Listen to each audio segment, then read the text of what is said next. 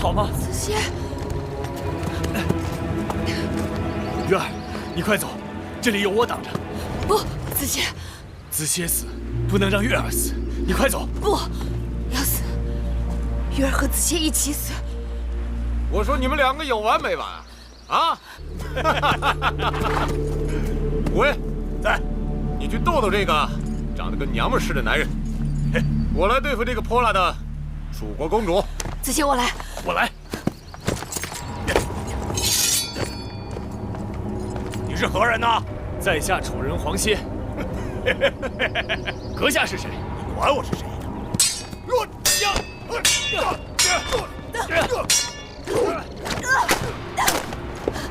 子歇，小心！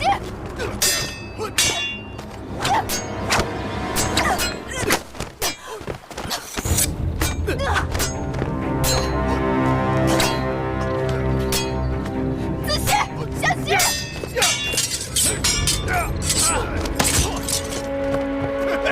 剑都拿不稳，还敢跟老子交手呢？去剑！你那个男人不中用的东西，不如跟随本王吧。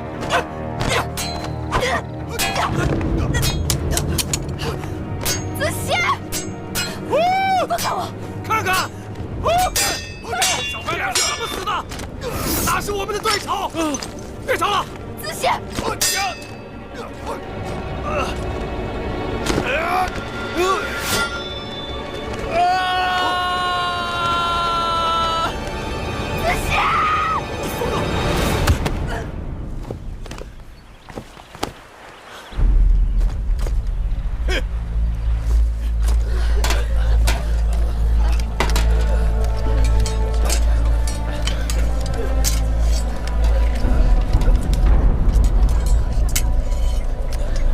没事吧？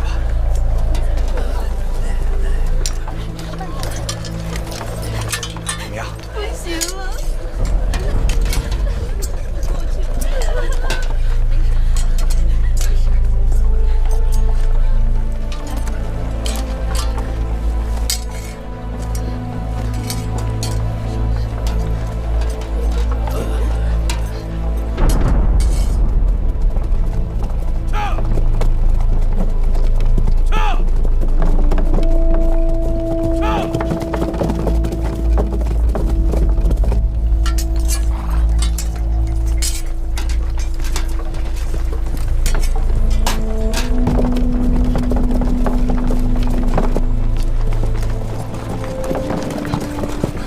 大梁到，报将军，李淑公主眼下如何？安然无恙。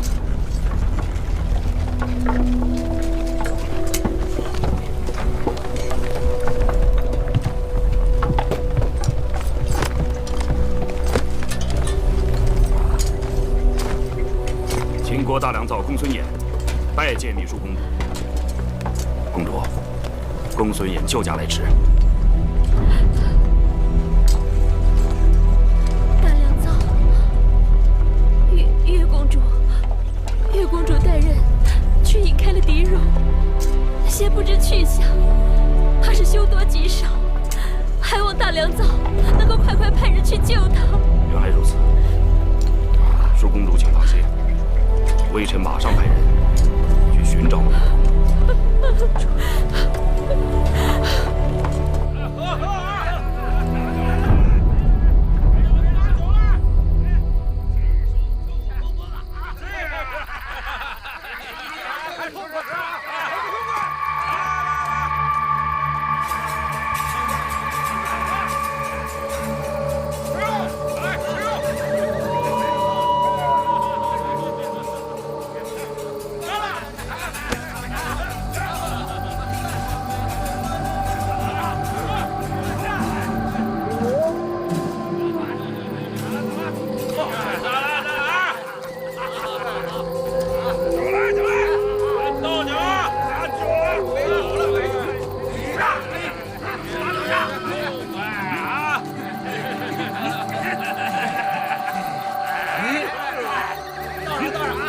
喝酒啊！来，喝呀！来吃，喝！杀你！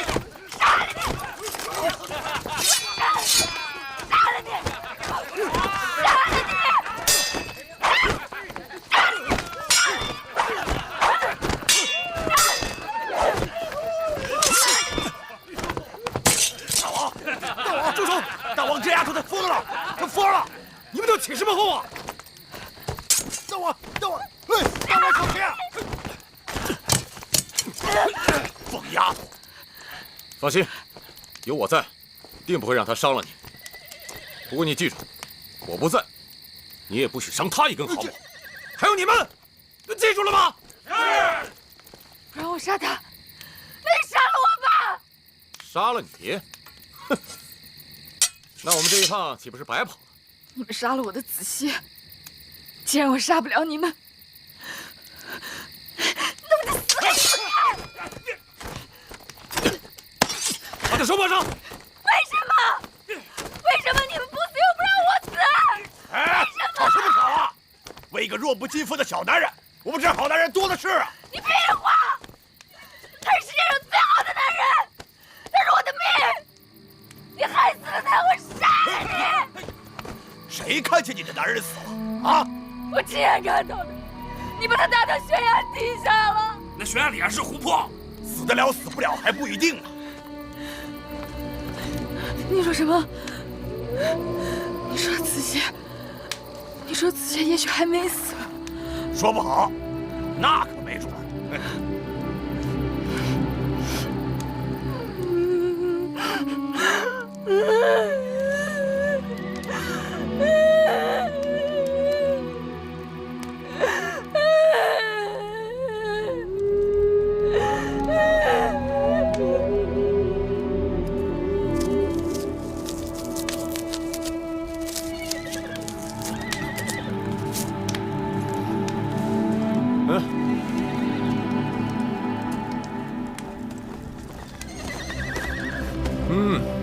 真香啊！拿着。不饿呀？不饿我可饿了啊！真香。你们为何要抓我？自然是为了钱。你不像是普通的劫匪，你们到底是什么人？你猜猜。披发左衽，必为虎祖，北狄西戎。你们是狄，还是戎？丫头，看来你有点学识啊。东胡、临胡、楼烦，白狄、赤狄，西戎，还是义渠？义渠。义渠？义渠在秦国之西北，怎么跑到东南面来袭击我们？你知道你们袭击的人是谁吗？难道你们吃了豹子胆了吗？这买卖做得值啊！为了你大秦王后。哼，那你就大错特错了。什么意思啊？在你眼前的，不是什么大秦王后，我只是个陪嫁的应女，不值钱。你骗谁呢？啊，性子如此强悍，见识如此不凡，若非楚国公主，哪来的如此心性和教养？哼，你若不是王后，那这天底下就没有女人敢居于你之上了。哼，若是王后，身边怎么可能只带这么少的护卫？如此轻易落入你们的手中。不错，我的确是楚国公主，不过我是庶出为应。王后是我的姐姐，在被你们袭击的时候，我换了她的披风，为了引开你们。她此刻应该已经到商县了吧？哼！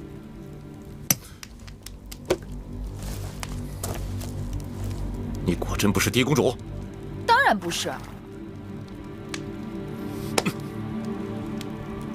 抓你的时候我就起过疑心，如果你是嫁于秦王的新王后，哪会跑来这么一个小男人为你拼命？哼！你的买卖亏本了。这王后的妹妹，多少也值几个钱吧，就是赚多赚少的事儿。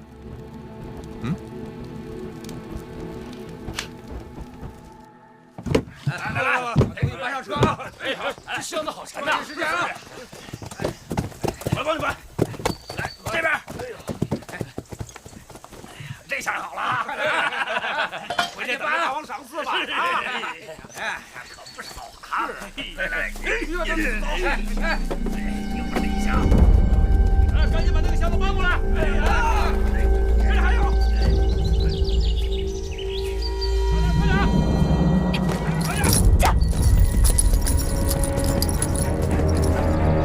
跑了！回来人呐！楚国公主跑了！大王。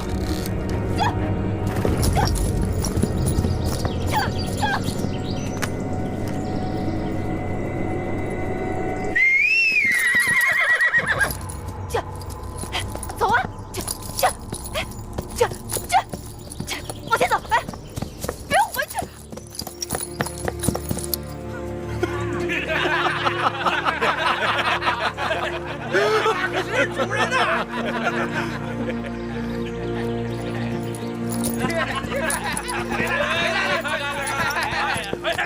他也算是个骑手啊！一骑的马可不是随便跟人走的。就是啊。都算了吧。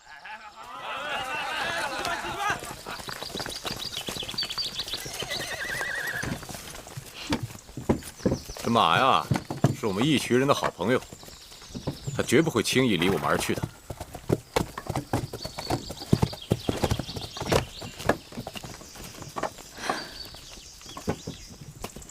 既然你这么喜欢黑子，那我就把它给你骑吧。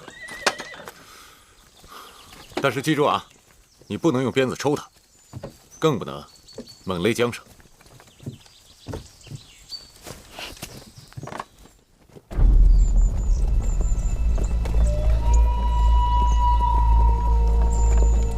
丫头，这一路走了这么久了，怎么也不说话呀？有心事啊？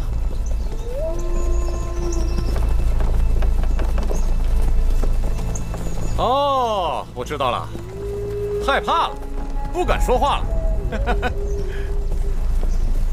大王，大王，大王，前面就是大三关隘口了，不知道秦人会不会因为迎亲队伍被劫，不让我们过关呢？ 别担心，他们的耳目应该没那么灵光。再说了，我们带了那么多好东西，不用跟他们硬拼，我自有办法。这就是过关的符节，拿给他们看。好，去吧。哈。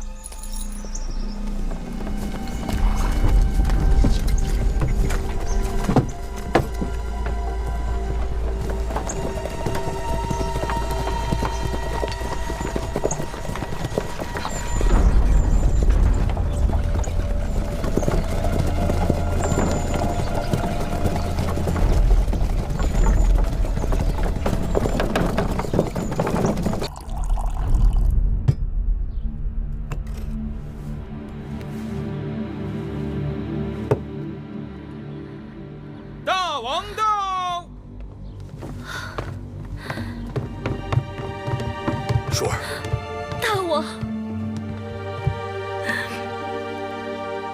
我以为我再也见不到您了。经过我都知道了，你平安就好。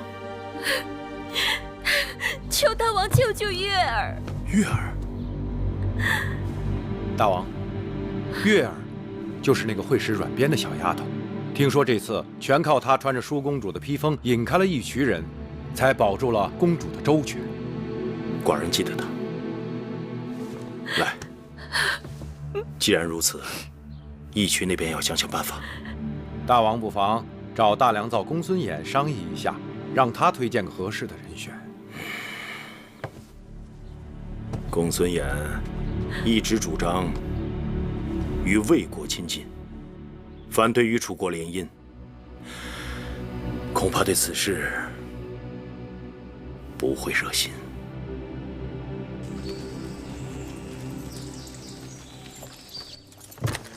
大王，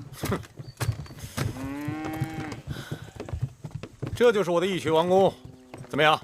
还合你的意吧？哎，丫头，既然你不是王后，那不如留在我们义渠，嫁给我们大王。大王可是义渠之王啊！对呀，不比那大秦之王强吧？是吧？是。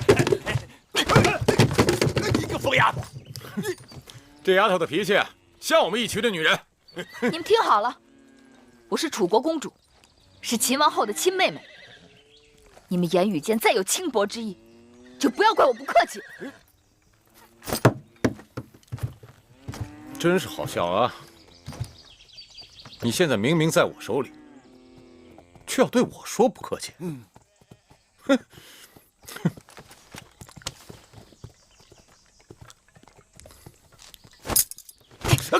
大王，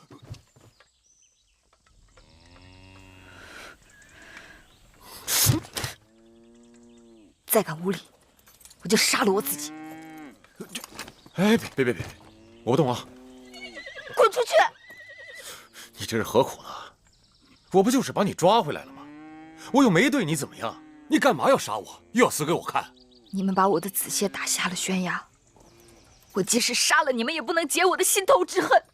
我有机会便要杀了你们，我若是杀不了你们，我就随他一起去。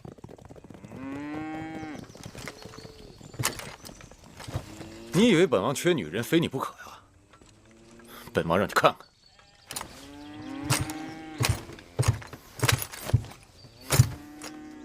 来，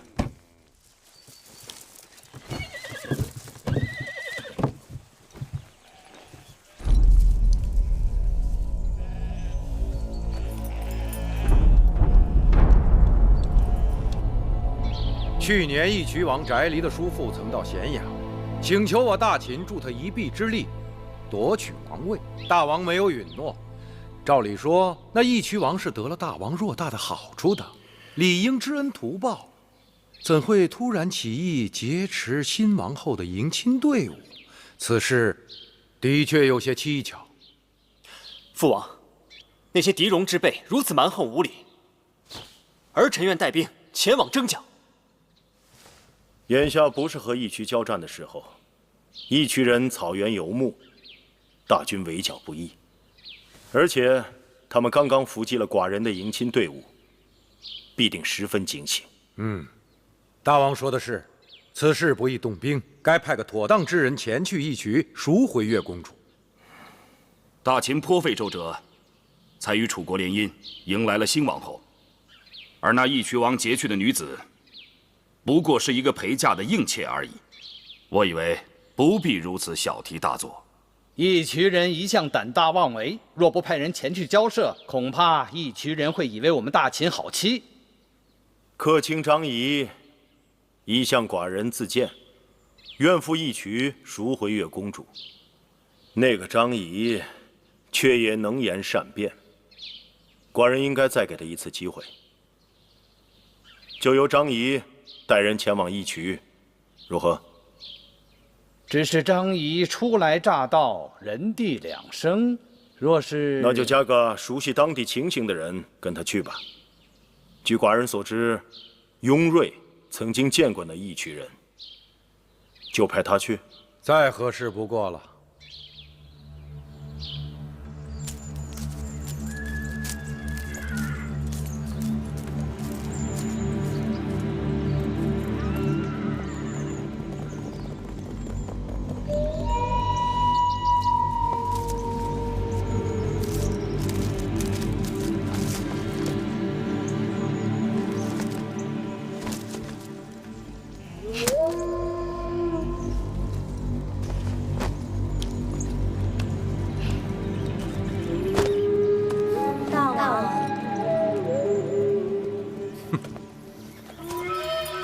公主，这2日住在我这儿，没什么不习惯的吧？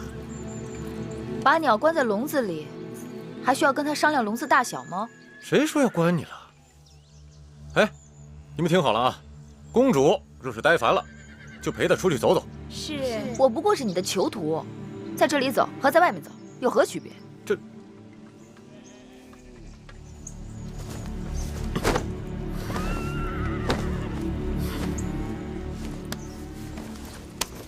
你看，我的手下把你当成贵客，以礼相待，这你就算真是个狄公主，嫁到秦国做王后，也不过如此。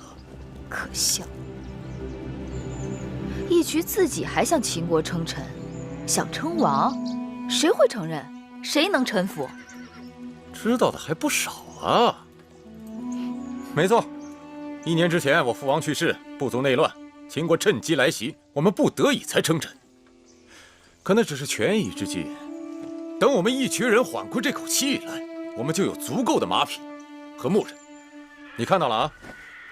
我的兵组比秦人的更强悍，我的骑兵比秦人的兵车更灵活。总有一日，我会让秦人向我称臣。但是你们没有关爱城池，没有耕地粮食。我们一群人是草原之子，天苍苍，野茫茫，何必有什么关爱城池的？唉，说你愚笨都是抬举。管子设计关爱城池，就是专门用来对付你们这些夷狄的办法。对付我们？笑话！别以为仗着兵强马壮就可以耀武扬威。你们若没有关爱城池，就不能储备粮食交易物品。一遇灾年，草场荒芜，牛马无草可食，就会饿死。再强的部族也会一夕没落。这些你是怎么知道的？知道什么？哦，一定是这样。因为你们的草场受灾，所以尽管你们已经对秦投降称臣，却还是要不顾风险来劫持王后车队，以此来要挟秦国，来换取你们部族活命的粮食。没错，我们一群人本来是草原之王，潇洒放纵于天地之间，无奈天灾，不得已受人之托，拿一些回报。但是我们只听我们自己的，谁都做不了一群人的主。哼！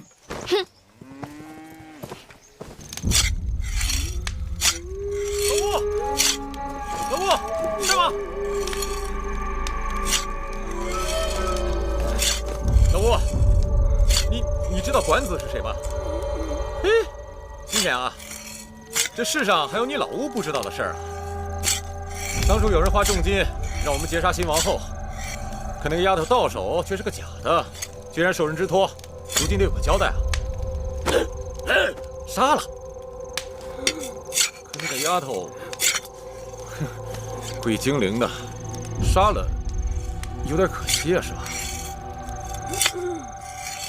哎，你看着我喜欢她了，可她一个笑脸都不肯给我，还一心要杀我。你的意思是把她睡了？哎，不行，他们，我们草原的女人可以这样，睡在一起，日子一长，不情愿也会死心塌地。可她呀，她会死给我看。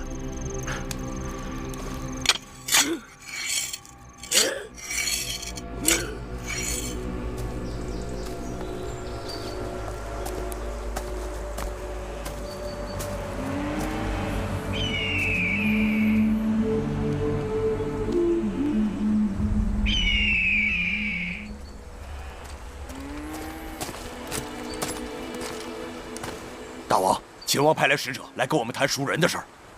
秦王真的派人来赎他？正是。走，去看看。是。秦国使者张仪、雍瑞、嬴华见过义渠王。雍公子见过，算是朋友。公子华也是如雷贯耳。你是谁啊？这位是我们大王新请的客卿张仪。没听说过。哈，义渠人热情好客，可义渠王让我们站在这里，这不是待客之道吧？好，坐，都坐吧。上奶茶。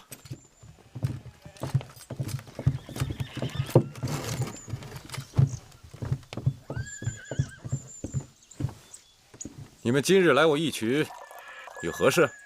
义渠如今大祸临头，我是特地来解义渠之危的。好大的口气啊！说说，我义渠如何大祸临头了？1年多以前，义渠内乱，您凭借着老乌的帮助夺得了王位，但似乎您的叔叔到今日还逃窜在外。去年夏天，他带着财物去咸阳求见秦王，让秦王助他夺回王位，可惜秦王没答应。那又怎样？据说去冬今春草原大旱，牛羊饿死了不少啊。恐怕接下来，义渠部族的百姓都得遭罪啊。眼下离盛夏还有些时日，这义渠王打算如何渡过难关呢？这是我们义渠人自己的事，与你们无关。不过按理讲，义渠也算是我大秦之臣，若真有求助于大秦，我大秦绝不会置义渠于不顾。哈哈哈，可惜呀，义渠王为了蝇头小利，竟然攻击大秦王后的车驾，实在是令秦王大为震怒。设想，倘若此时外有秦军讨伐，内有百姓灾荒，岂不是您的王叔重夺王位的最佳时机？再说，义渠王您毕竟年轻，在义渠部族里，您叔叔的威望似乎更为显赫些啊！照你这么说，你们秦人是要助我王叔与我为敌了？也无不可，反正义渠谁当大王与我秦国无关。好，那我就让你们看看，谁才是义渠真正的王！哼，谁是王，还是我们大秦说了算。有我在，看谁敢跟大王作对！你们劫持新王后车马，犯上作乱，没即刻兵戎相见，也是你们大幸。好啊，吃奶的小娃娃，来讨伐爷爷试试又如何？哎，公子稍安勿躁，虎威将军火气也太大了点。来，喝杯奶茶。义渠人的东西口味太重，我喝不过。你放肆！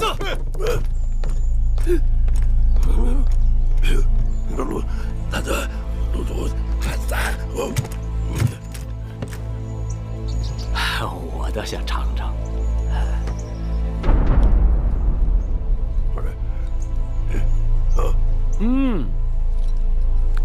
秦国眼下与赵国、魏国、韩国都不和睦，哪有心思来管我义渠啊？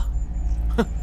如若不然，今日来的就不是你们几个人了，而是前来讨伐的大军了。说得好。是他告诉您的？老吴精明啊，难怪来之前就听说义渠实际上是老吴做主。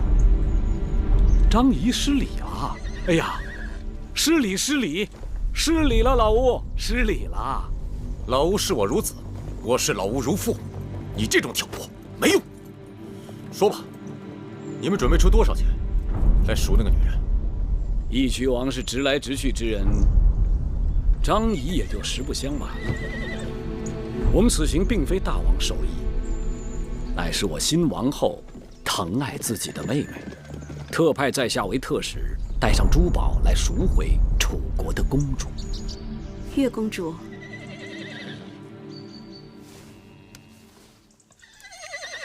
打死你个偷羊小贼！打死你！让你再来偷羊，看我怎么收拾你！什么声音？让你偷！听说是抓住偷羊的小贼了。那个小贼可狡猾了，我们以前这边常丢羊，还以为是被狼叼走了呢，没想到却是个小贼偷的，还是个被狼养大的小贼，带着狼群一块儿来偷的。让你再偷！带我去看看。让你再偷羊！让你偷！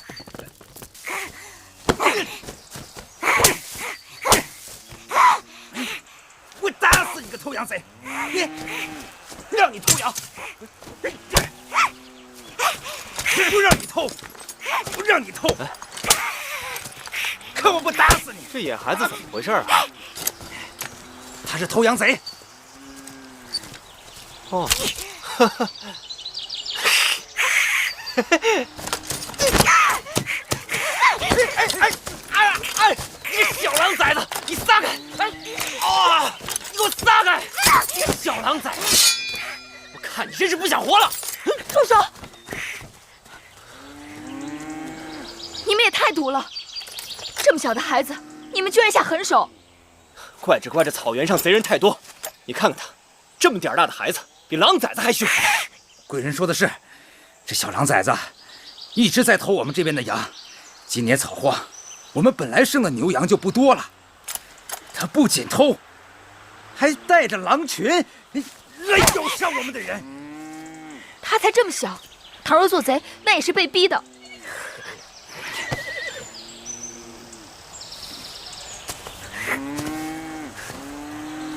别怕，我不会伤害你的。他不懂人语。不怕，你别怕。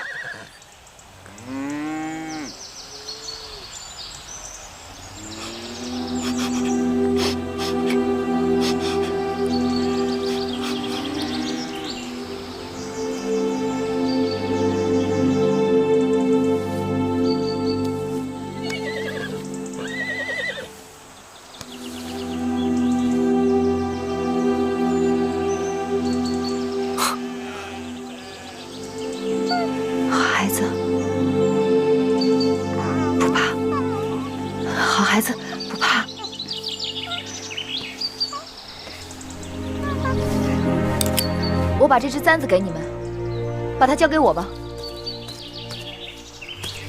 月公主这个簪子能抵过你们10倍的损失呢，还不赶快收下？多谢贵人，多谢贵人。哎，大伙都散了吧，快散了吧！你就是楚国的公主，王后的陪嫁。你是谁？在下秦国公子嬴华。原来是公子华。芈月有失恭敬了。哦，没事没事，别怪子华多嘴。公主人兽不分，烂做好人了。公子睁眼看看清楚，这孩子到底是人还是兽？只怕是公子人兽不分吧。把他带到我帐篷里去。是。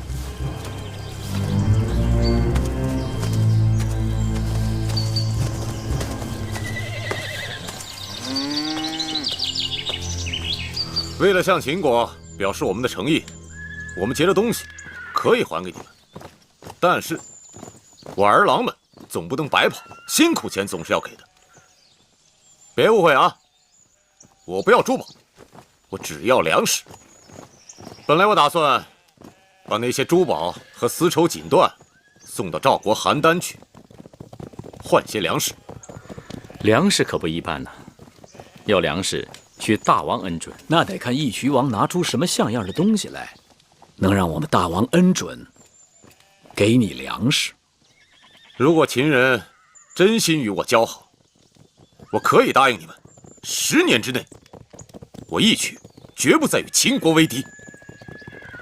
就这一句？你还想怎样？我义渠人说话算话，绝不反悔。善。王后的妹妹呢？那个别想啊，那个女人，我要自己留着当王妃。这就是义渠王的不对了，我们专程为他而来，你这样做太不够朋友。哎，算了算了。哎呀，我张仪初担大任，没想到连王后交代我这点差事都没办成，真是惭愧呀。算了，既然你们执意要将楚国的公主留下，那我们方才的交易就一拍两散。啊，我这就回去，您就只当我没来过。至于今年义渠部族的百姓过不了春天，又或是令王叔求到我们秦王帮他夺回王位，这一切跟我张仪都无关。哎，庸公子，咱们喝了这杯奶茶就告辞了吧？啊，不行，那个女人是我的，我要留下来。老吴这个事儿你别管。庸公子，咱们不急，我看他们已经动心了。老吴，哎呀，庸公子，我看我们就3000车，换那个女人。 500车已经是极限，没有1000车，本王不换。漫天要价，就地还钱。如果大王不想换，根本连这个价都不会出。800车不能再少了，600车不能再多。岂有此理！600车都不够我们熬到初夏的，怎么熬不到呢？600车粮食再宰杀些牛羊，不就熬到了吗？宰杀牛羊，那明年我们吃什么？ 义渠王与其把精力放在明年的牛羊身上，莫不如把精力放在眼下义渠部族男女老幼已经饿空了的肚子上。杀了你！杀了我，今年义渠得死1半人，至少。你以为我们义渠人只得跟你们秦人做交易吗？我什么都没以为，我只是想提醒义渠王，这是眼下成本最低、最划算的生意。如果你眼下跟赵人合作，卖掉你那些抢来的东西，且不说路途遥远，光粮食在路上就要耗掉一半，更何况秦楚联姻，天下皆知，你抢来的那些东西在书简上都有清单。我看谁敢冒着得罪秦楚两国的危险，收购你那些赃物，那可都是秦王后的嫁妆啊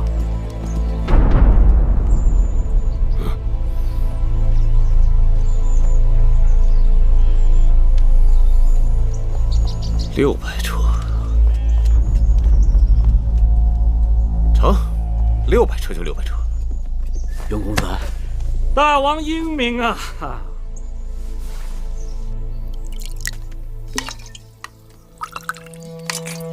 你饿吗？这里有热汤，还有烤饼。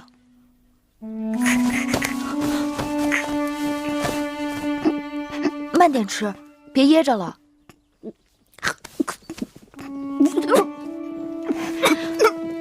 喝口汤吧。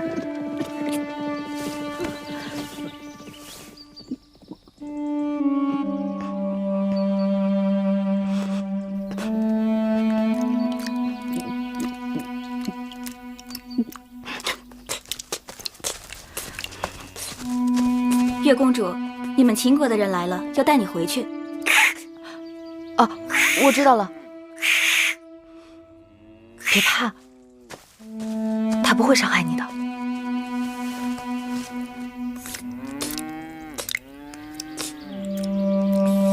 你知道我是谁吗？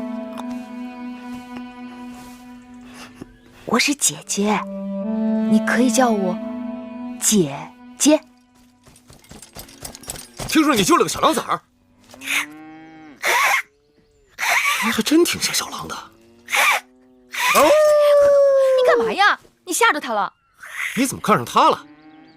他跟我弟弟一样大，我弟弟若是无人照顾，可能也会像他一样。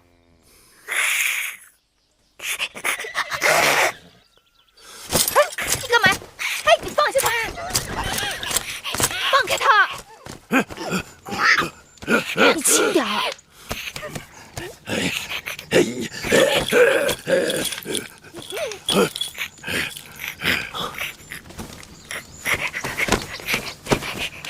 他说什么呀？他说啊，他很聪明，通晓人的习性，应该是跟人一起长大的，只是这2年才混入狼群当中，跟狼一起生活。只要把他送回人群当中继续教养，他应该可以跟其他孩子一样。少司命保佑，可怜这孩子。既然你这么喜欢他，给他起个名字吧。你说你怎么这么小就有白头发，简直像小狼一样。我叫你小狼好不好？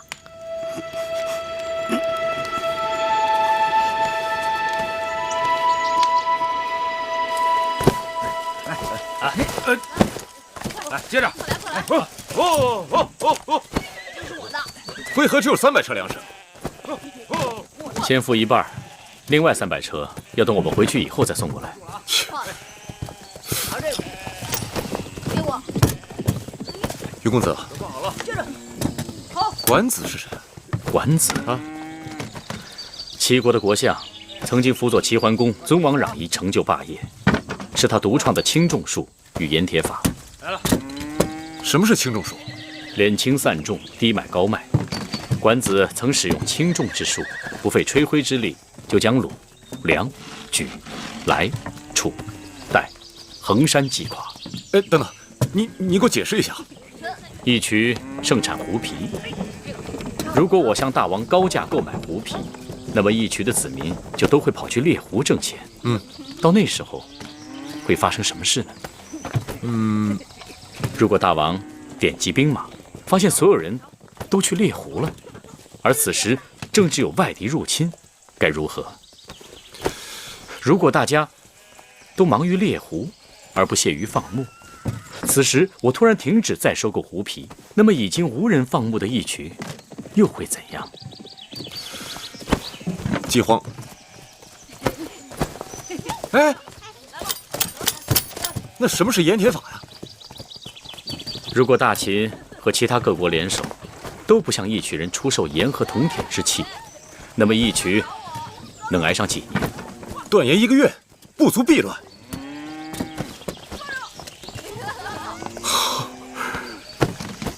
多谢雍公子提醒，我定不负与大秦的盟约。能否请问大王，为何突然对管子有了兴趣？这你就别管了。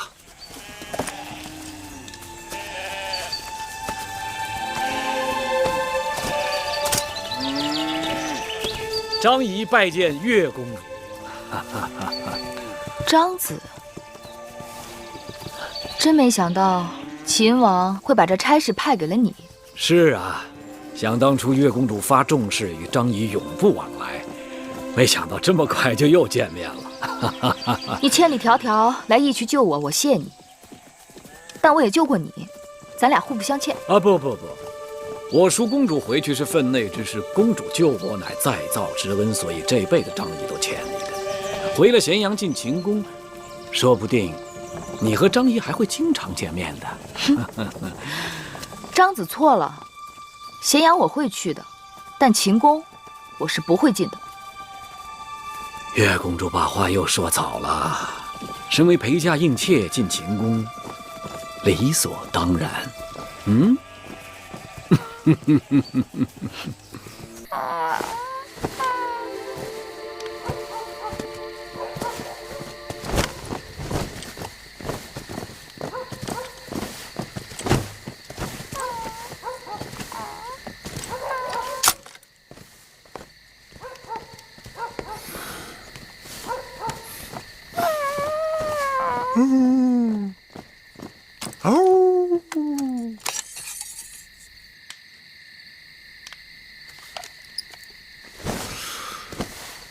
还想杀我？杀人是要靠机缘的。如果你还想杀我，就得祈祷长生天，让你我还能有机会再见面。既然已经做了一次好人，那不妨好人做到底，让小狼弟弟跟我走。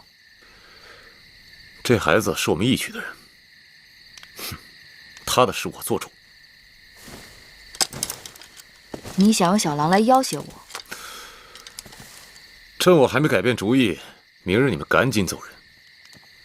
虽然我们义渠人不会轻易为一个小女子让步，但是买卖做完了，有后悔的事情是有的。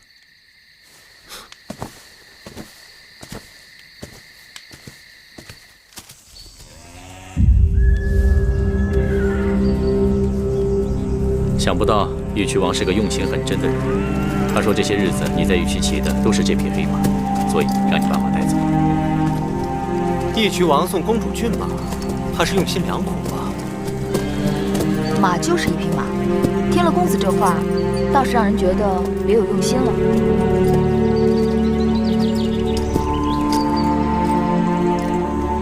时候不早了，岳公主，请上车。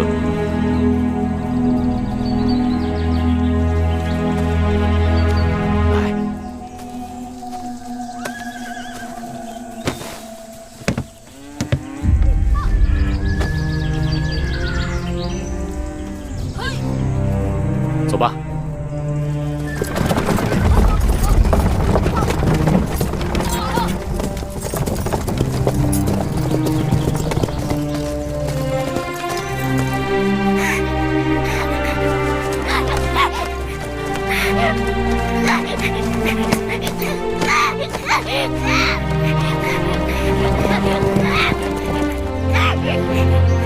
别叫了，他走了。你看，他走了。她是个铁石心肠的女人，她头也不回的就把你抛下了。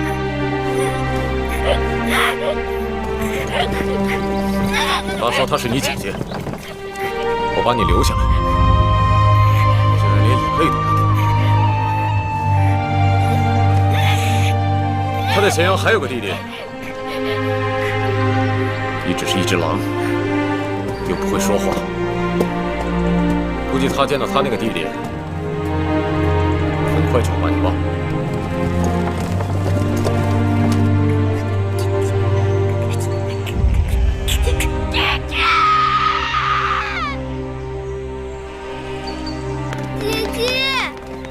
小冉，姐姐，快过！月儿，姐姐，别哭，姐姐这不回来了吗？姐姐，这些日子你一心全无，我和灰姑都好担心你啊，姐姐。别怕，姐姐再也不会离开你们了。月儿，姐姐。天可怜见，你终于回来了，让你替我涉险，我真的过意不去。在那些粗俗的义渠人手中，你定是受尽折磨，生不如死。多谢姐姐赎我回来。是大王派张仪赎你回来的，要谢就谢大王。大王若不是看在姐姐的份上，又能知道我是谁？我只谢姐姐便是。你我姐妹，同气连枝，你要再这样谢我，反倒让我无地自容了。姐姐，有一件事情我必须要和你说，那就是子歇。当日危急之中，子歇为了救我，被打下了悬崖，至今生死不明。你们可有他的下落？那日，秦国的大良造公孙衍来了，我求他率部去救你，可惜还是没有追上义渠人。后来我们在驿馆安顿下来，又派人去收拾战场。可是回来的人说什么？说许多尸体都被狼叼走了，他们只是在山崖下找到了公子歇残缺的衣裳。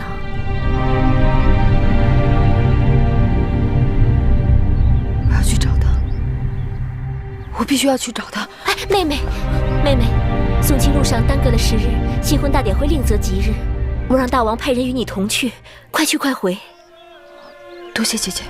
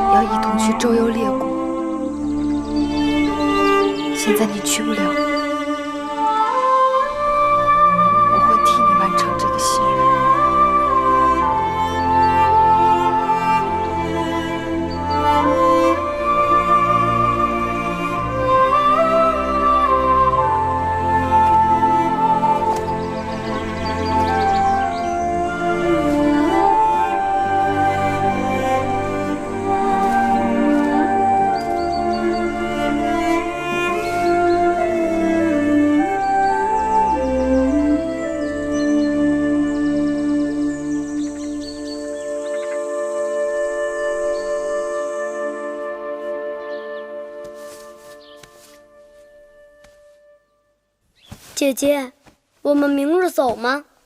明日早上起来就走，马车已经订好了。哎呀呀呀呀呀！竟然跟张仪连个招呼都不打，就把马车都订好了。看来月公主是要不辞而别喽。张子来了呀，奴婢给张子倒杯水。不用倒水，我是厚着脸皮不请自来的，他都不搭理我，还喝什么水呀？张子若不来，奴婢也要去张子府上一趟，谢张子搭救月公主之恩。魁姑不要谢我，这趟跑腿回来，舒公主已经给了我不少赏赐，秦王也对我青眼有加。你看月公主落难，反而成就了张仪，谁该谢谁呀？顶多也就算一个扯平了。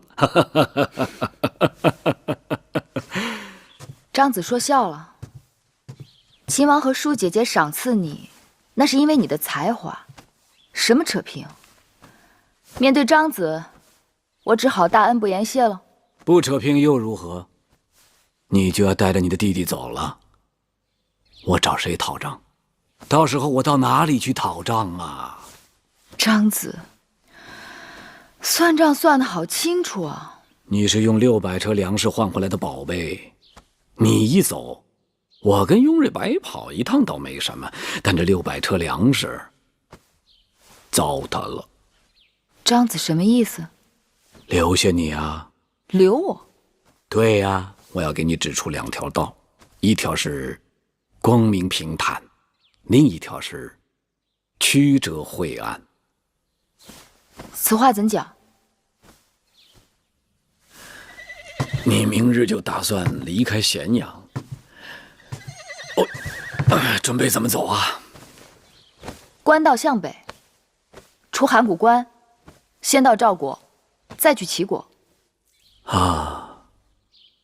老子骑青牛出函谷关，羽化成仙了。月公主也要羽化一回。大征之时，四处战乱，孔夫子带着他的72弟子上街，差点饿死。你一个小女子，带着一老一小独自上路，哪有一点周全呢？且不说路上会遇到豺狼虎豹、敌戎贼寇，就算是遇到大军过境，你们的性命不也会轻易送掉吗？那如果此路是岸，哪有名落？公子歇与你情投意合，他却英年早逝，令人扼腕。月公主理应尽全力查出背后谋害之主使，给子歇雪恨，也不负了你们这段情缘呢。明明就是义渠人所为，跟义渠有何干？难道不是义渠人为了换取粮食才劫持王后车队的吗？月公主聪慧剔透，也有糊涂的时候啊。你想想看，就算是义渠人有劫人换粮之心，他们是如何知晓宋钦车队的行进日程和路线的？那么多的人马轻而易举就进入了秦国的腹地，还来去自由。月公主不觉得这其中有蹊跷吗？难道是有人通风报信，勾结义渠？那几日在义渠，我和他们交往，只要我提起劫持车队的缘由，他们总是讳莫如深，言不由衷。看来义渠人打劫车队财物，只是一个遮人耳目的借口。剑锋只怕是直指秦国的新王后。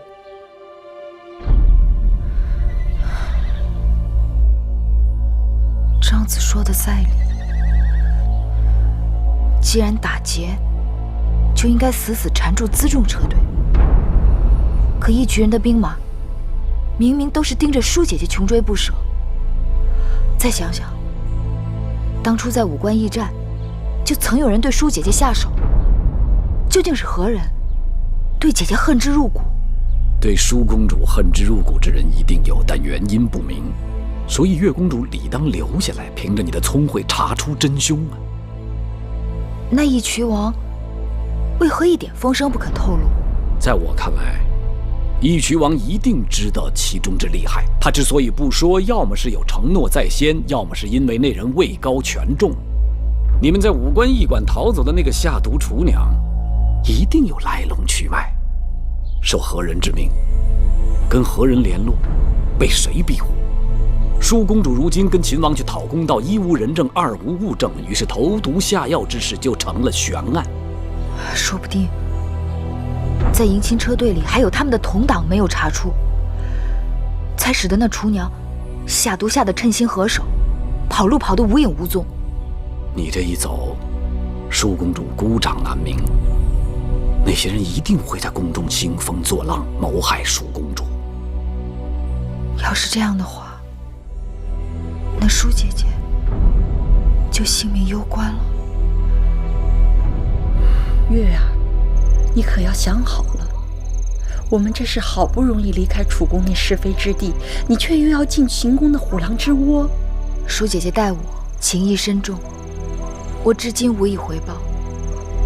更何况，我若是能细心查出真凶，也可以为子歇伸冤报仇。既然你主意已定，那只好如此了。妹妹终于答应与我一同进宫了，我这心也踏实了。姐姐，此番随你进宫，你必须允我3件事。别说3件，就是30件也行。就3件。第一，小冉弟弟与我相依为命，请姐姐准我带着他，就当是多个小侍童，好不好？小事一桩。第二，我只在后宫协助姐姐，作为应试，万事皆是分内之事，可唯独不服侍大王。你不愿做大王的妃妾，这不妥。人争名位，如兽争食物。你没有名分，就没有地位；没有地位，就没有相应的衣食供养，就没有在这世上立足的根本。你不服侍大王，难道在宫里做一辈子老宫女不成？我不在意，只随我心。好吧，随你。日后你要想清楚了，我也可以再安排的。总之，不会亏了你。多谢姐姐。那第3件事情呢？姐姐，若有一日我遭遇不测，还请姐姐照顾小冉，善待魁姑。妹妹，不要吓我，到底怎么了？详情，姐姐还是不知晓为好。妹妹到这时还说这样的话，你我同坐一条船，知不知晓有何区别？哎呀，妹妹别再让我着急了。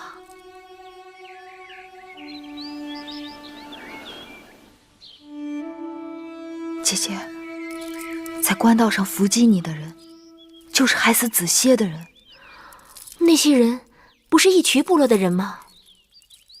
那义渠人也一定是受人指使，那背后之人必定是在咸阳，很可能就在秦宫之中。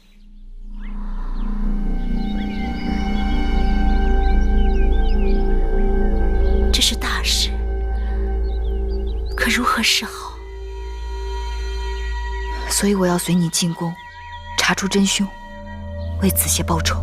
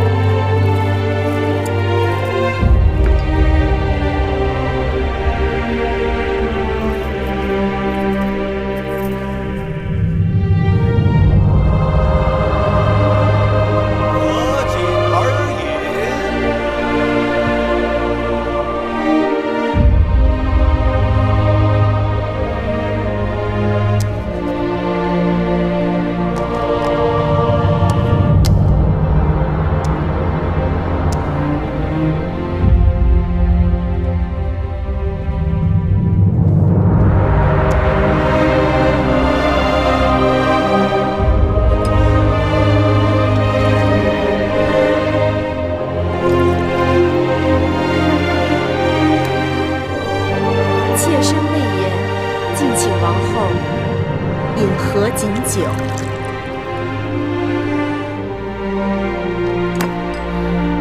魏夫人辛苦了。大王，请饮何锦酒。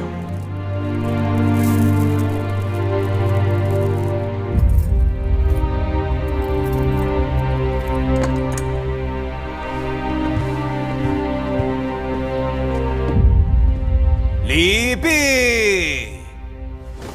恭贺大王皇后。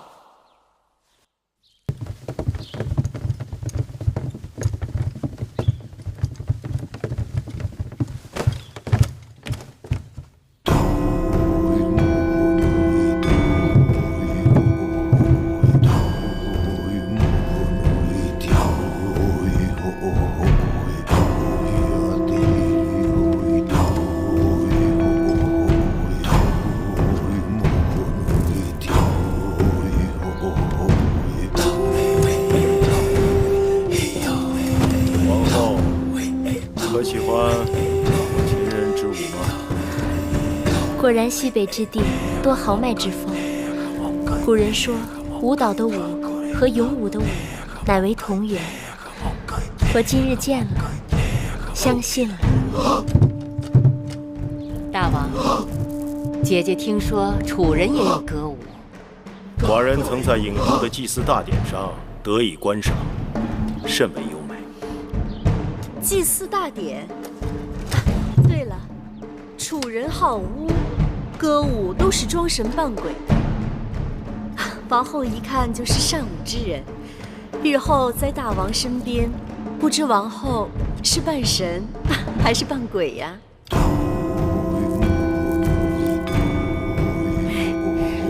据我所知，秦人也是敬重鬼神的。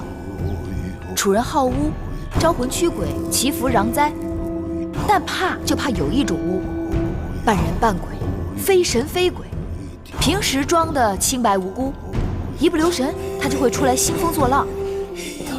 魏夫人在秦宫多年，定见过这种巫吧？你越这么说，妾身可就摸不着头脑了。魏夫人聪明，慢慢想就知道啦。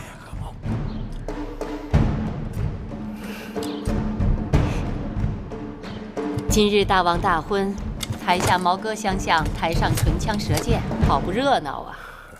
让姐姐看笑话了。秦人好武，只要不要把这比武变成比武就行。芈月只是想告诉大王，其实楚人与秦人一样善歌舞。秦国有武士之舞，楚国有女妓之蹈。既然殿上已经有了武士之舞，那就望大王允许，请楚女献上楚国的山鬼之舞。准。献山鬼之舞。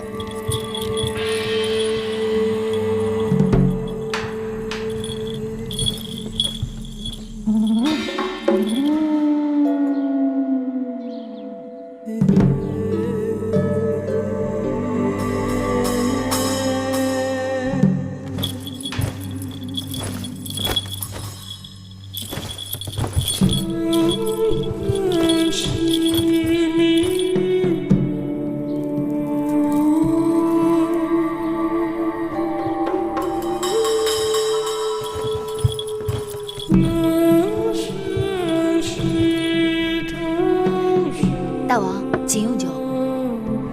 小丫头，口舌伶俐啊。是，大王。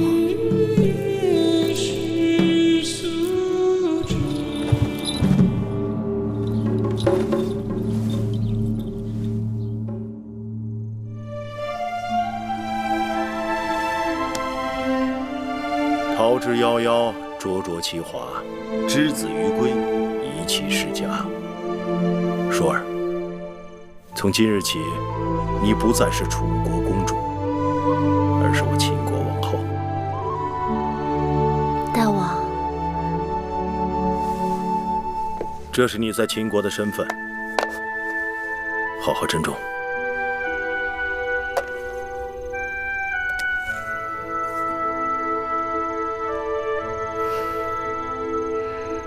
大王恕罪，除了这玉玺，臣妾还有一物，看得更为珍重。是什么？是大王对臣妾的真心。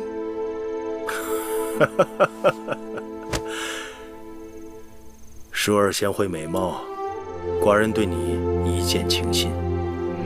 只是不知淑儿何时何地对寡人有意啊？其实那日在东市，歹人行凶，大王拔刀相助，臣妾便把心交给了大王。既然如此，寡人定不负你。你新入宫，本该住交房殿，但那里自先王后去世，已久无人居住，需要整修，所以暂且在清凉殿住一阵子。此刻，寡人有几句话你要记住。你是楚国娇养的公主，嫁到我秦国，却比不得楚国奢华。你身为王后，要为秦国女子的表率，贤惠克己。你嫁到我秦国，便是秦国之人，要事事以秦国为重。你可能做到？夫君对我信任予以重，我以重任，淑儿一定照夫君说的话去做。你刚到宫中，若有委屈，尽管告诉寡人，寡人定当为你做主。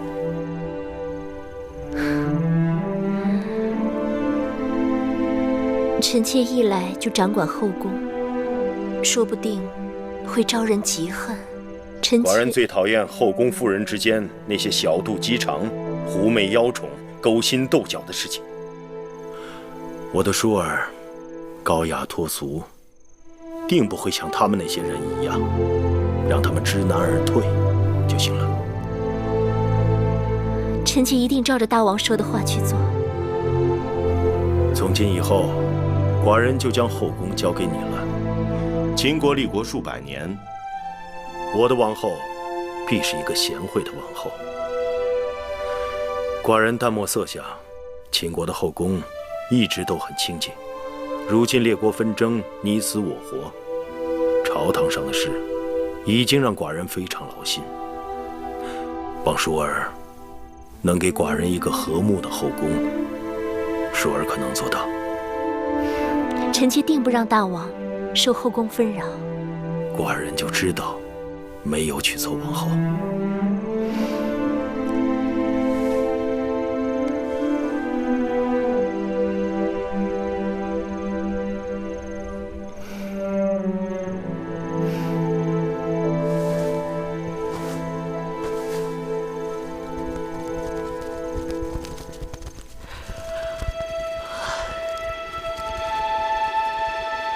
芈月妹妹，咱们三个人这一夜就这么守着吗？嘘。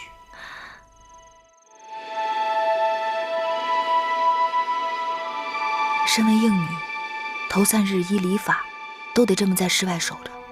反正就这3日，3日之后就由玳瑁、珍珠等贴身侍女打理了。忍忍吧。要不然咱们轮班吧，一个人先靠着板壁打个盹儿，另一个就守着，等到下半夜，咱们再换。好啊，那孟昭姐姐和芈月妹妹守前半夜，我守后半夜，如何啊？不用了，这前半夜都快过去了，景妹妹也没休息多久，就由你和芈月妹妹来守上半夜，下半夜由我来守吧。谁看不出你的心思？应女陪嫁守夜，不过是为着夫君兴致来了，可以随时释放。上半夜大王必是和王后欢好，到了下半夜，谁守夜谁得便宜。我看你就省省吧，咱们打个赌，这一夜我们3个都白守。大王是不会叫任何一个人进去服侍的。那可不一定。你说这话真不知羞耻。你才不知羞耻呢！我只是堂堂正正把话说出来了，可不像有些人明明心里想要，却口不应心。哎，行了行了，既然你们都想守下半夜，那我来守上半夜，你们先歇息吧。哼。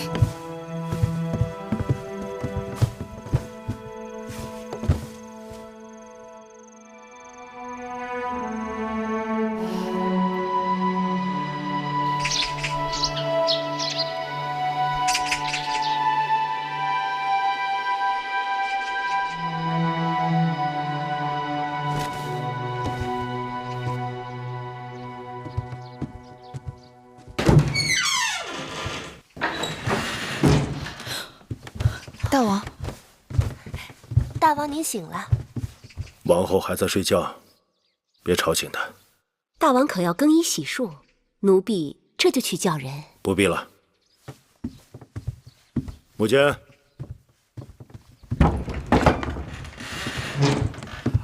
大王，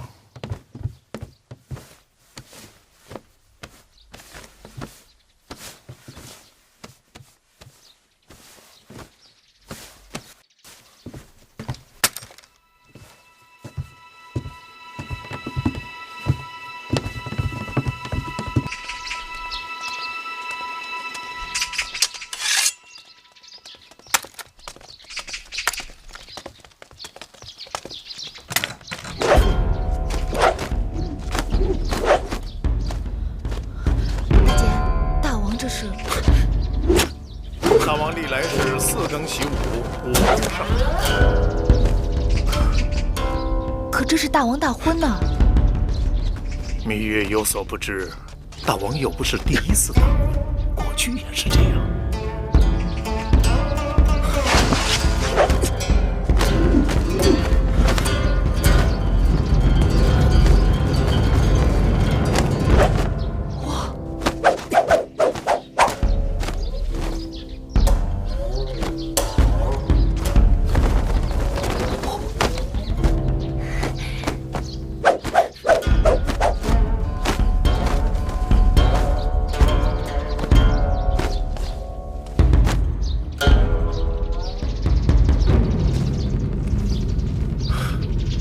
母监，在。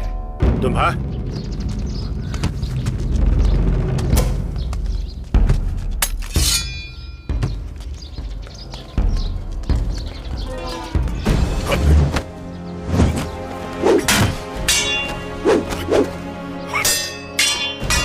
没想到大监也有这么好的身手。师傅跟着大王生活多年，每日陪着大王习武，这么多年下来，多少也能有些功底。长年累月陪大王习武，真是不易。一年四季风雨无阻，倒也行。哎，可眼下是夏季，若是到了冬季刮风下雪，4更起来，你们就更难了。这大王都不难，我们做下人的有何之难呢？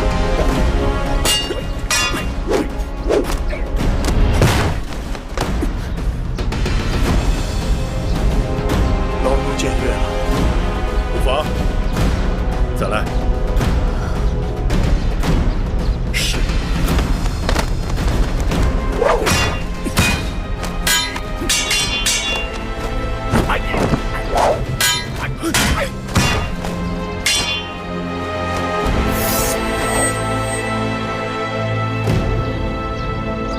大王，母监更衣。是。大王的武艺真是炉火纯青，让臣妾大开眼界。大王真是有万夫不当之勇，静如处子，勇如猛虎。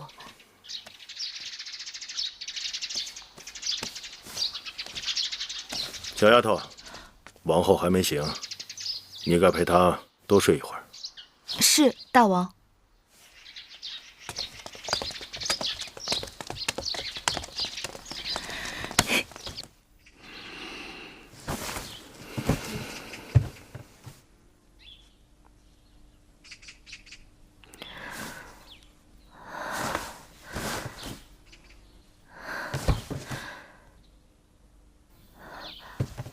月儿，姐姐，姐姐，你起来了。妹妹，大王呢？大王去哪儿了？大王4更起床练剑，此刻去洗漱更衣了。那妹妹怎么不叫醒我啊？大王体贴，说让你多睡一会儿。来到咸阳，嫁入秦宫，按理说我该心满意足，但我心里却更是七上八下的。昨日本想与大王说及无关有人下毒之事，但显然大王不喜后宫有人明争暗斗，只好忍了下来。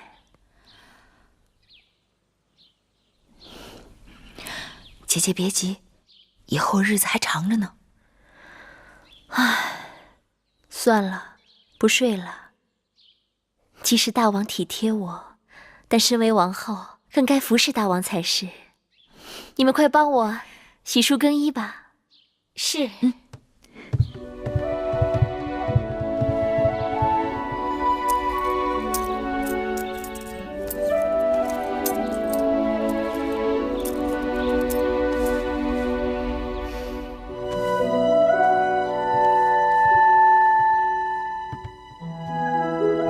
大王，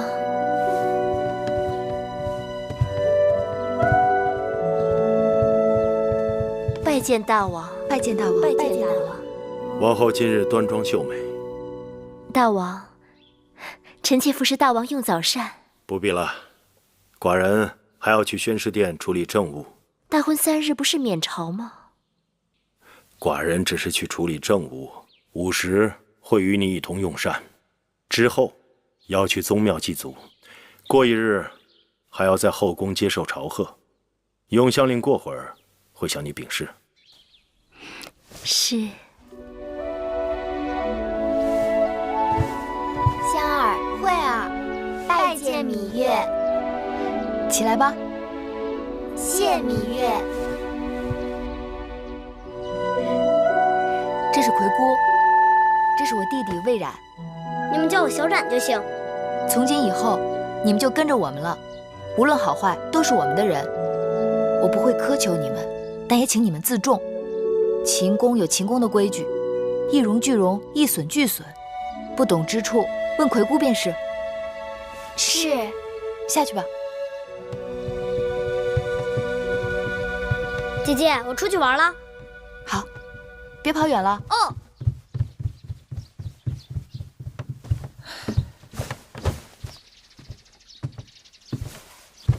葵姑心里一定怪我。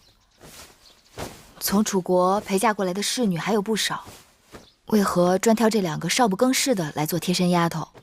这次进秦宫，你定要选这个最偏远的小院子住。我由着你，你自小在宫里吃苦，不习惯人伺候，我也觉得人多口杂，手下够指派的就行。但这里是宫廷，你是楚国公主，身边人总该伶俐管用些。伶俐管用自然是好，忠厚老实更重要。年龄大的侍女都是被调教过的，这楚宫里面尔虞我诈，大约学会了不少。所以我挑人，只要一条，就是心里头干净。做事情拙，我可以教他，但做人拙，你是教不好的。说是朝贺新王后，但魏夫人他们肯定是有备而来。妹妹查了查，这前朝后宫简直就是魏国人的天下。魏夫人是先王后的妹妹，魏少氏又是魏夫人的族妹，大王的长子公子嬴华是魏夫人的独子，连那大良造公孙衍也是魏国人。妹妹，快把那些有封号的嫔妃都跟我说说。听说大王素不好色，宫中嫔妃不是先公所赐，就是与先王后大婚时的应女和各国送的美人。唐夫人资历最老，大王少年时就跟着大王了。大王登基之前与魏国联姻，魏夫人随着先王后嫁到了秦国。大王登基后不久，魏王又把樊少氏和魏少氏送给了大王。另外，魏良人、国美人分别是东周公和西周公所送，除了病故的和犯了宫规被夺了位分的，宫中有封号的也就这些了。外人都传，眼下大王最宠爱的是樊少使和魏少使。樊少使也是刚刚有了身孕。这些人之中，也不知道他们对我们都是什么心思。眼下不管他们千条妙计，姐姐只守一定之规。赏赐的东西我有准备，姑姑，去把那东西拿来。是。珍珠。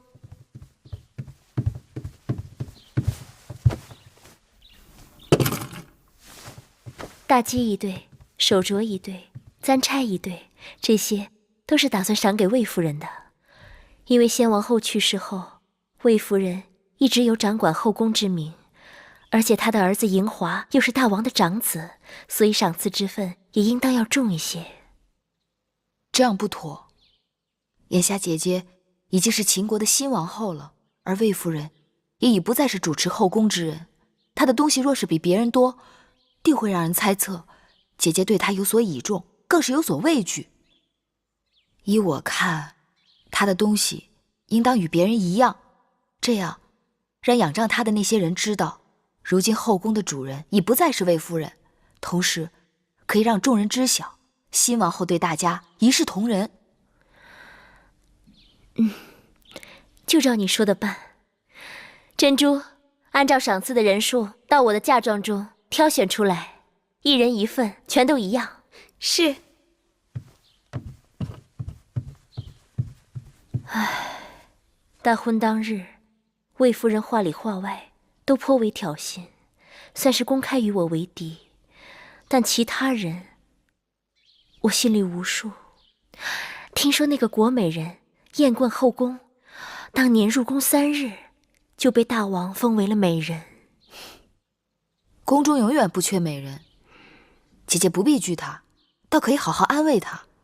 至于那些相貌平平、头脑却不平平的人，姐姐倒是要好好留意。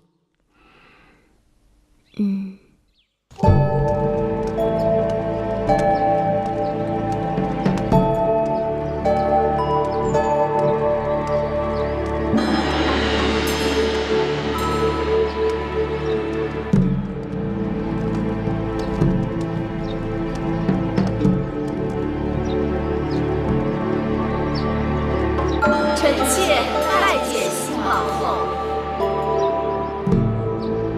各位姐姐免礼。谢王后。臣妾恭迎新王后入殿。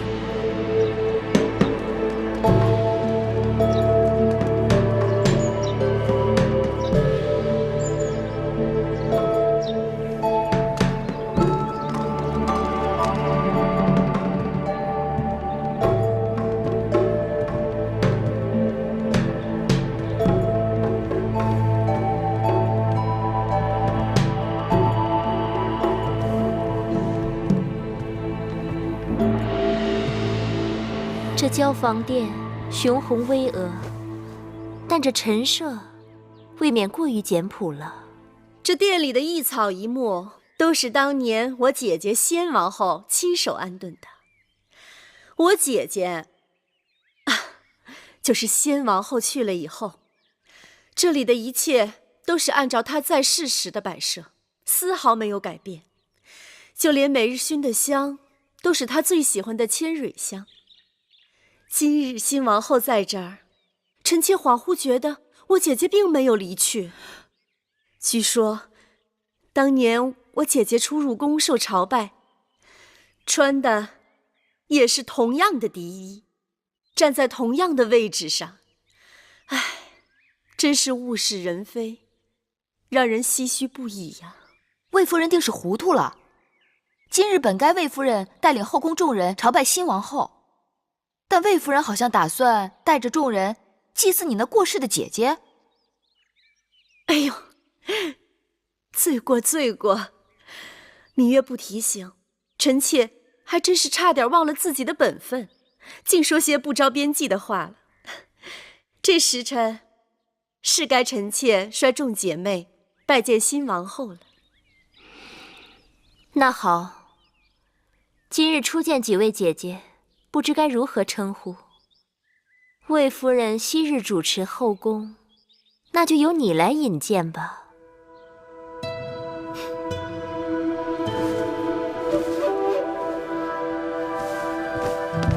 臣妾魏氏拜见王后。王后应该是知道的，我与先王后是一母同胞。大王恩赐，册封夫人，生公子华。这位是唐夫人，在后宫之中，唐夫人的资历最高。唐夫人是唐国之后，公子焕之母。大王还是太子的时候，就已经开始服侍大王了。拜见王后。唐夫人免礼。谢王后。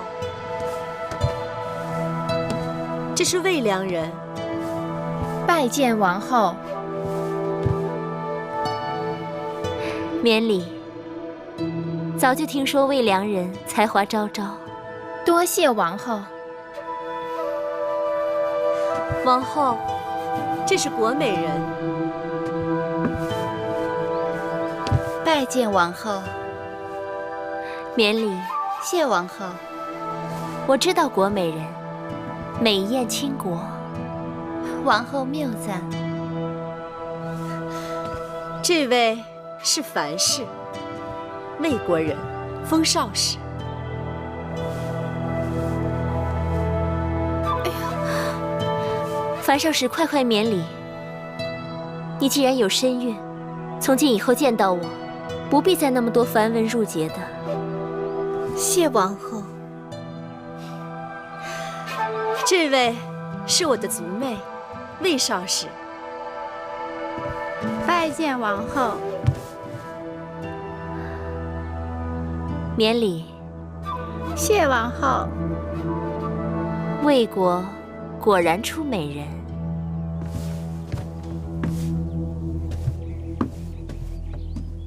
好了，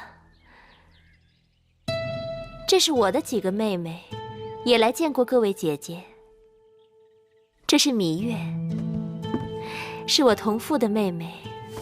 王后的亲妹子才是人才出众呢，我们姐妹都领教过了。这是孟昭氏，是楚国令尹昭阳的亲侄女儿。这是景氏，她的族兄就是景差。景差善赋，列国皆知。玳瑁姑姑，把东西端上来。是。今日与众姐妹初次见面，美人姬钗一对，镯子一对，簪耳一副，锦缎2匹，诸公子书简一卷，笔墨刀砚一副。谢王后。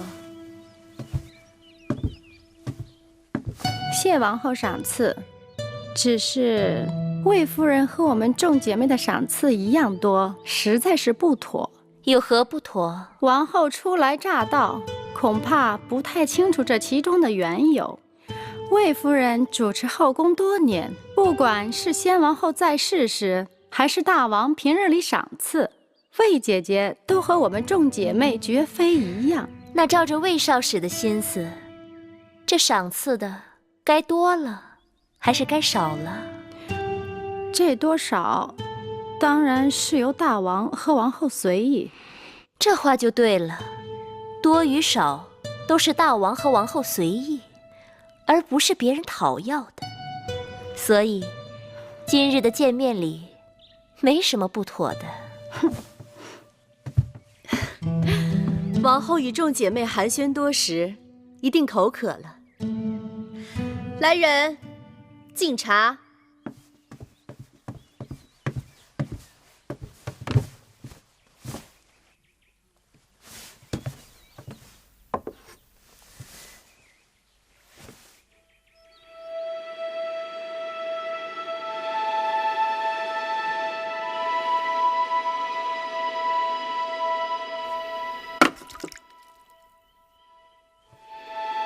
哟，王后怎么不喝呀？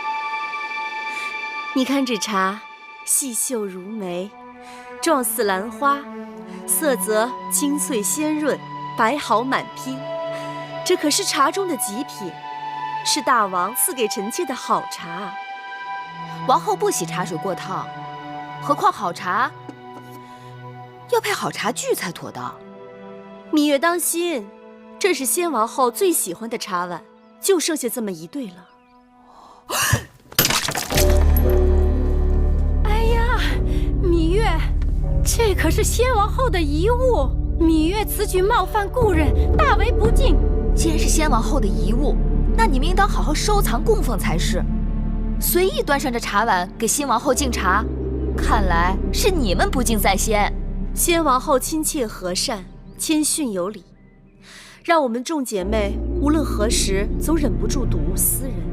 又加之今日新王后接受后宫朝贺，姐妹们是希望新王后在后宫之中成为众人表率，恭谨谦和，不输给先王后。先王后左右逢源自然是好，但作为后宫楷模，新王后不但要待人一团和气，还要守正不阿，不然是非混淆，黑白不分，这后宫岂不乱套了？你这是指责先王后是非不分，黑白不辨了？我的意思是，行事个人有个人的气魄，你只是个应试陪嫁，无名无分，怎么如此这般放肆？芈月说的话就是我的意思。魏夫人是要与我论名分吗？臣妾不敢，臣妾只是觉得这是先王后留下的遗物，就这么损坏了，只怕得有个说法。既然是遗物，就不该拿出来随便乱用。所以说，还是魏夫人不够真爱。从今日起，这交房殿里里外外所有先王后的旧物，都送到先王后的2位卫士妹妹们房中去，让人摆放整齐，设炉焚香，以方便2位姐姐每日睹物思人。至于这控制下来的交房殿该如何布置，我另有打算。今日交房殿好热闹啊！拜见大王。大王，寡人知道今日你们姐妹相见，看起来你们都相处得很和睦。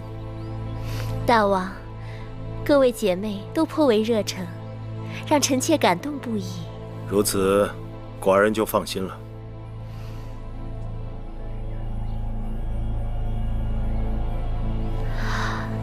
大王，2位卫士姐姐向臣妾述说了他们对先王后的思念之情，臣妾想请大王恩准，将这交房殿先王后所遗留下来的东西，都赐给2位姐姐保管。这交房殿久无人居，臣妾想重新整修布置一番，也让大王看个新鲜。你是寡人的王后，这些许小事，你自己做主便是。是，大王这么说，臣妾就安心了。妹妹真是令我刮目相看。今日若不是靠妹妹的才智，很难打下卫氏姐妹的气焰。其实她们并不惧怕我一个小小应试，能让她们低头的，还不是因为姐姐的位分。大王想要一个清静的后宫，我也并非妒忌之人，容不得大王与别的女人亲近。我只是厌恶那些想要算计我的人罢了。倘若卫氏姐妹真能看在我的位分上夹起尾巴做人，我也会放她们一马的。只怕难遂姐姐心愿，她们想要的永远比姐姐能给的多。妹妹看到魏夫人脸色了没有？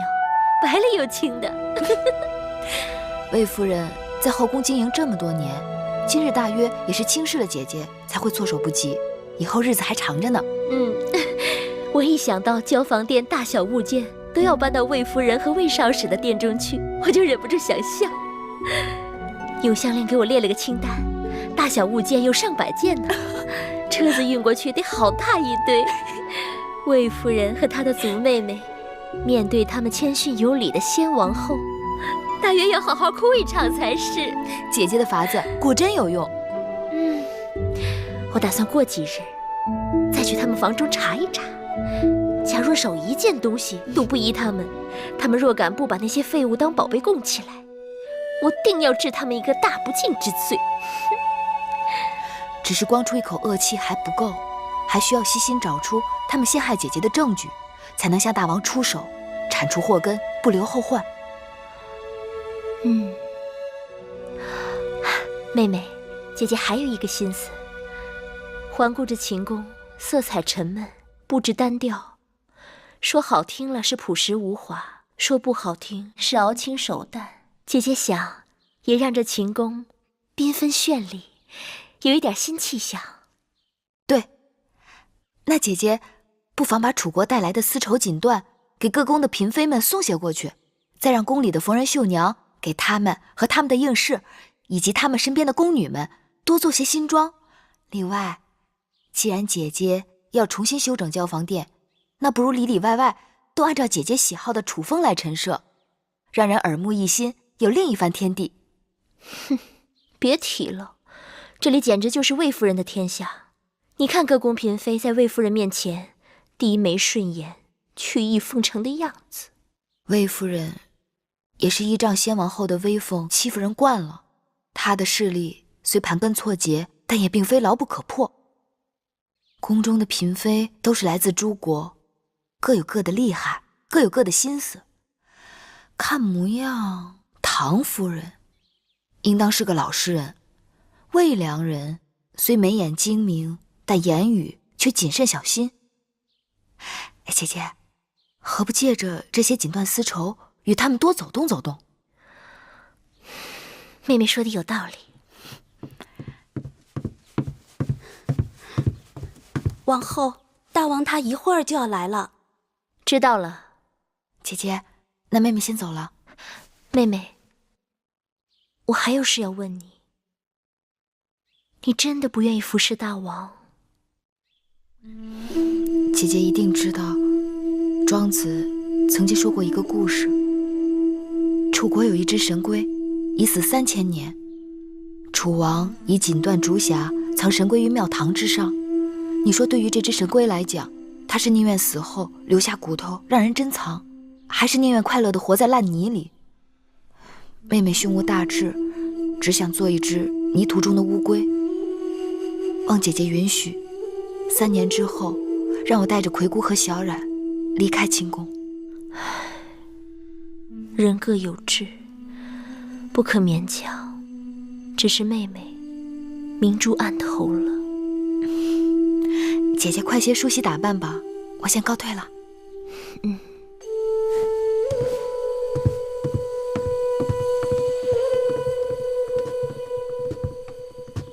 王后，今日的情形，奴婢在一旁都看见了。王后的确是赢了一局，可那个芈月的风头，简直盖过了王后。你也该看到了，当时除了月儿，无人能帮我。月儿不争宠，不要名分，你还要她如何？奴婢多嘴了，王后息怒。